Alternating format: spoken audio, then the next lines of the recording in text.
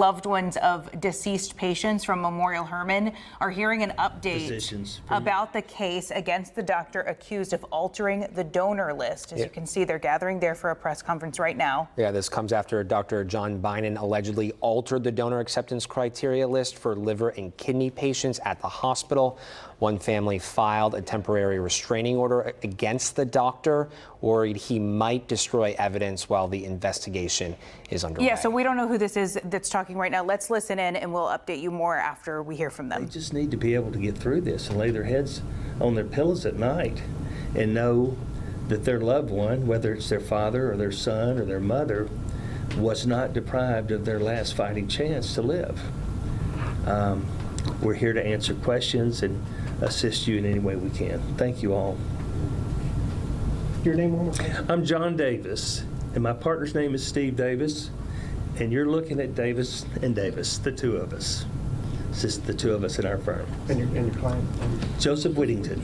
Perfect. What are the claims of the lawsuit, and what are you asking for? Well, you know, we don't really know exactly what all we should be asking yet. It's very new, as you know. But we're going to be doing a lot of discovery. You guys all understand the discovery process. What we don't understand and what we find perplexing is how people qualified for a liver and they're placed on the list and they're told they're going to get a liver, and then at some point in time thereafter they're told you don't qualify, you're coming off the list. And then it was on several of the people I've spoken to within a couple of days that their loved one passed away, but in Joseph's case, it was longer. So we want to know, what is this data manipulation that's been reported in the media? I mean, were they manipulating the data to ensure that the people who are getting livers are the healthiest people, ergo they have better statistics in terms of survival? I'm sorry, I just don't know the answer to the question, but that's what we're here doing. But what you've actually filed, what is the intent of that? Well, we've intervened in a pleading that was filed by another fine lawyer, Tommy Hastings. I think y'all spoke to Tommy last week. We're asking for Dr. Binen not to do any other manipulation or destruction of data, because in a case like this, you know, the truth is going to be in the medical records. I'll tell you this, when we get the medical records and we have an opportunity to have liver experts look at the records, we should be able to tell whether or not this person was truly a candidate and whether they were well enough to warrant getting one of these precious livers. We all know that there's a need for more livers than exists. We all know that. And so it's a competitive market, I'm sure. I know that the doctors are competing with other facilities. They're doing their level best to present their statistics as good as they can. And just one of the things that I thought about was, you know, is this a pride? Is it an ego issue? Or is this a survival issue for the transplant center?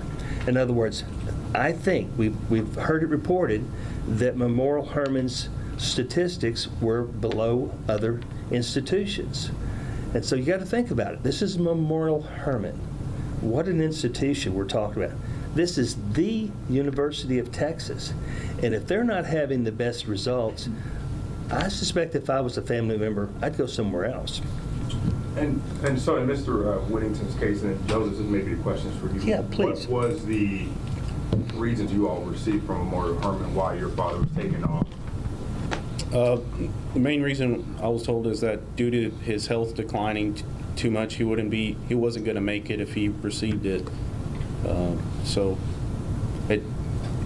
He made a turn for the worse right after they told him no in front of him. So it really didn't make any sense for the whole family just to say, why you're going to be so sick to get a liver, but then now he's too sick to get a liver. So. Can you tell us more about your dad, you know, and his health issues that he faced? Yeah, he had non-alcoholic cirrhosis of the liver. He was just a family guy that just always tried to do the right thing, and it really hurt to have some hope when he was on the list and then him getting taken off not too long after. When did your dad get on the list? It was early 23. Early 2023, then roughly how long did it take for him to come off that list? Probably mid to the end. He was on it for like 2 months. I don't know exactly, but Roughly. right around there, yeah. What was it like for you when you first started reading articles? It just made me really upset because I kind of felt like they weren't giving them the right treatment to begin with, and then this just confirmed my suspicion of that. And I think Answer was just asking you as well, what do you hope now happens? I hope we find the truth out, first of all, and then it'd be nice for my mother to get some help because she lost her, provider. She's never really worked, took care of all those kids. We had 5 kids, so he was the sole provider for most of the time, and now she has no health care due to the cost. Once he's passed, it shot up more than double. And your dad was how old when he? 64. Was your dad anytime like rejected, or just one time that they said no, you're not eligible?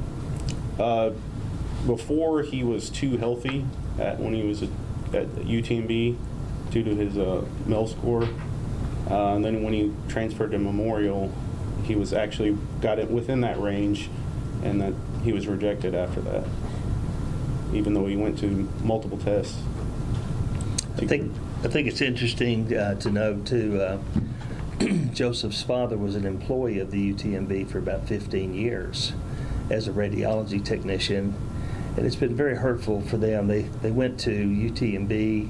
They expected to be treated like family after working there and giving so much of your career, and then to be treated poorly, and then transferred to Memorial Hermann with the hope again of getting a liver and having a UT physician. Again, they have a connection, a family connection with UT, and then to be told that their dad was now too sick to get a liver transplant. That's been very, very hurtful. Yeah. Joseph, do you remember if your father ever got an offer for a liver during that time he was on the wait list? Not that I know of. No. Okay. I guess let me ask you, during that time, did you all ever receive any kind of correspondence from Dr. Bynum, or what did he ever reach out to say, hey, this is why, or was it always through another correspondence from the hospital? Most of it was not done directly through Bynum, but I wasn't there for the first time they met him.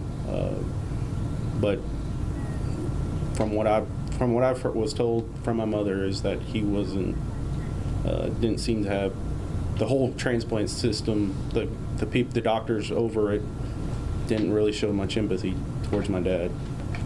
And so that now makes this much worse. Yeah. Did your dad was actually treated by Dr. Bynum? Yeah, he was the head liver transplant doctor. So yeah, we had they did discuss with my mother and him. And how do you feel about some other families that have come up? Some of them they're already represented by legal representatives, like lawyers, but there are some others that they have kind of the same thing as you. I mean, it's a lot of pain to go through, so I know what it doubles the pain when you find out this. So hopefully they can get some closure with all this after this is all over with. The U.S. Health Department's investigating this. Have they had any contact with you at all, or any families you know of? Not that I know of. Can I ask one more process question? So that other lawsuit that we've covered as well was seeking a temporary restraining order. Is that what you guys are doing as well? Yes. And is there any timeline of when a judge could make a decision on that? Well, I believe that, frankly, that the lawyer for Dr. Bynum and Mr. Hastings have reached an agreement. The order has not been signed yet, but it should be signed soon. There were some modifications on the order, but I do believe that agreement has been made that Dr. Bynum will not manipulate data, destroy data, delete data. But we wanted to be in that process as well. Now, ultimately, we'll have to file a lawsuit against Dr. Bynum, petition. And the process then will be getting the lawsuit on file, having Dr. Bynum's attorney served, and then they have a certain amount of time to answer the lawsuit. After that lawsuit is filed, we, as the plaintiff attorneys, have 120 days to file expert reports. So once you file suit, you pull the trigger, and it's a very short time frame under Texas law to get your ducks in a row. So it may be a while before we actually file the petition, but you have to understand we're in the process of gathering records on all the families that we represent to have them reviewed. That's part of our due diligence. Joseph, was your father hospitalized the entire time he was on the wait list, or was he an outpatient? He was pretty much hospitalized the whole time. He would have short spurts of coming out, and we'd immediately be put back in. He was pretty much not able to do anything in his latter days. So. In the ICU? Yeah. Yes, sir. Is there a chain of custody issue with regards to these files? I mean, does Bynum have the ability to go in and change this stuff at will? Let's, just assume that he's continuing to do this. Are there chain of custody issues? Are there filings you can make to have these files physically taken and put somewhere where they're safe? To answer the question, yes.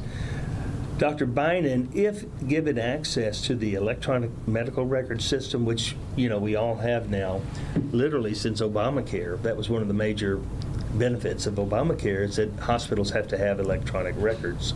But because they're electronic, you can access them from different computer portals. But they do have the ability to record whenever they're entered and by who and whether changes are made.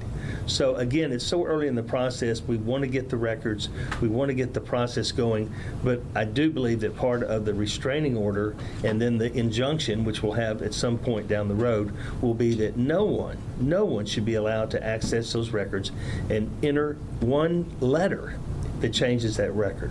So we're going to attempt to lock that down. What is is Memorial Hermann cooperating with this? Have they acknowledged this? Do we know if they're taking any action? I have spoken to an attorney for Memorial Hermann, and my impression is they are cooperating. They're willing to cooperate. But of course, you have to understand too, because these are patient records, there are going to be all types of HIPAA issues and concerns raised. And we, of course, do not want to violate HIPAA. So these are the types of things that smart lawyers are able to work out with the process so that other patients' protected data won't be shared. Thank you. You're welcome. John, did you have access to Mr. Whittington's record? And if so, did you see anything unusual? We haven't yet. They're in the process of trying to gather the records. It's sometimes time-consuming to get the records, and particularly when you have litigation going. It can be a slower process, but we have not had an opportunity to actually see any of the records for the three families that we represent, to be totally honest. Joseph, do you speak Spanish by any chance? Just a little bit. Do you feel comfortable on speaking on? Oh, no, not that much. You brought the nurse from what's saying? Yes, this is, Valerie is our nurse. Our process and the process of the legal team that we put together will be to have nurses like Valerie and doctors. We have a gentleman, his name is Dr. Greg Casey. They're our full-time consultants.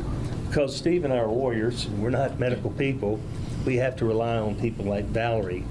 And Valerie is a very skilled, gifted nurse, but even better than that, she has learned the medical legal forensics.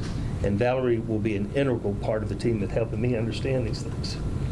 Yeah, so my job is to go through the medical records in great detail and look at the criteria for transplantation and the decisions that were made against transplantation, and communicate that with the lawyers and work with medical experts and develop cases. That's right. It's a team effort.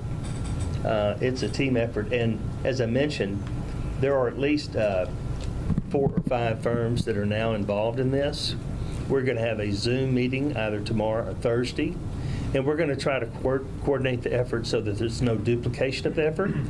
It's also an opportunity to share information and ideas, and also to keep expenses down for our clients. Ultimately, if we prevail, the expenses are paid by the clients. So we can save money by having this joint effort. When you say there's 4 or 5 firms, Yes, sir. is they representing more They do. family members? They do. To my understanding, Mr. Hastings may have 12 families already. I think that the press conference that he gave was excellent way of communicating to people, hey, this is out there and there are people willing to help.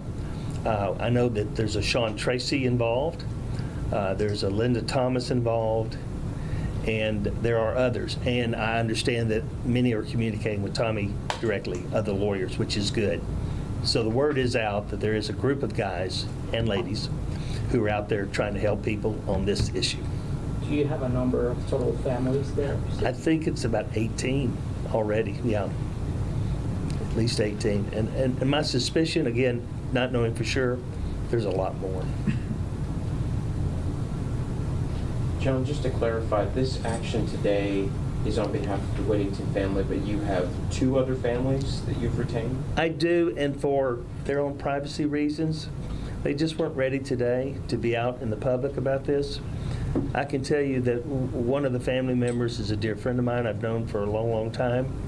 I went through his son being ill with him day by day. I went through him being at Memorial Hermann trying to get a transplant, and I knew when he died. And when I talked to his father about 2 weeks ago, he was so much more distraught than he had ever been during the entire process, including his son's death. And like I say, devastated is the word that comes to mind, but that's just not adequate to describe the state that he and his wife are in.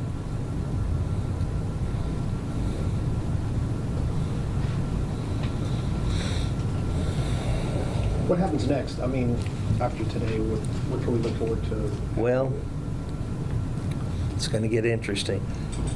It's going to be a lot of paperwork, discovery, requests for documents, interrogatories, etc. And then we're going to be into the deposition phase. Ultimately, we want to put Dr. Bynum under oath and question him about this. That deposition could go on for days because there's so many claimants. And then after that, we'll present all that information to our expert witnesses. We've already spoken to a few. And our intention is to have premier liver transplant experts in this case. And they will then review all that material and tell us, this is what your case is about. Then we present them for depositions.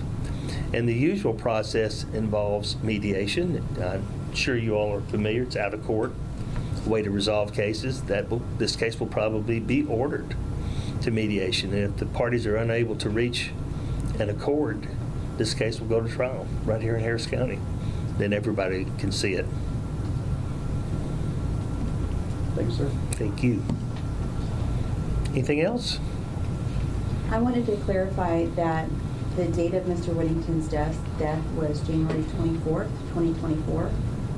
In the filing, it's going to be corrected. Yes. So it's not that date in the filing? Correct. What was the actual date of his death? It was January 4th. Maybe January 4th of 20. January 4th. It's 1/4/2024. We apologize for any mistake that was made. This was a rushed filing yesterday to try to get this done so we could get your attention in all candor. Just, you said you're 64? Yes.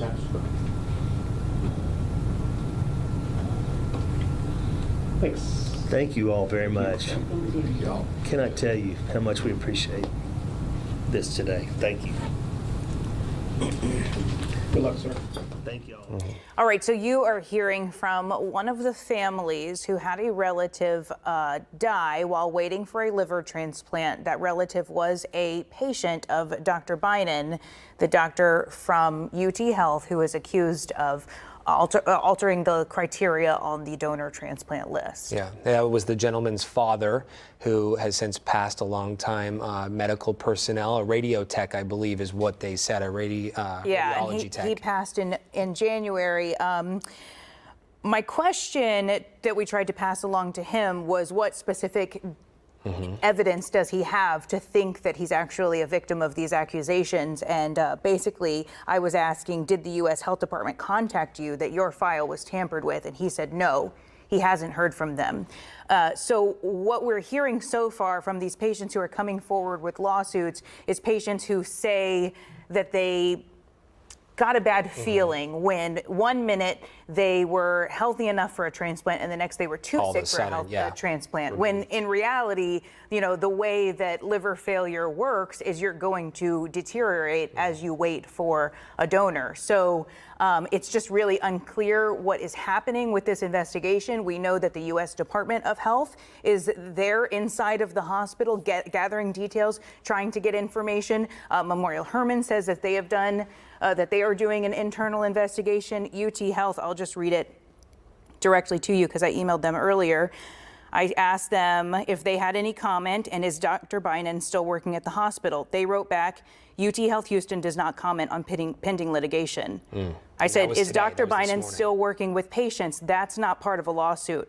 And they said, we are not commenting except to confirm that he's an employee. Okay.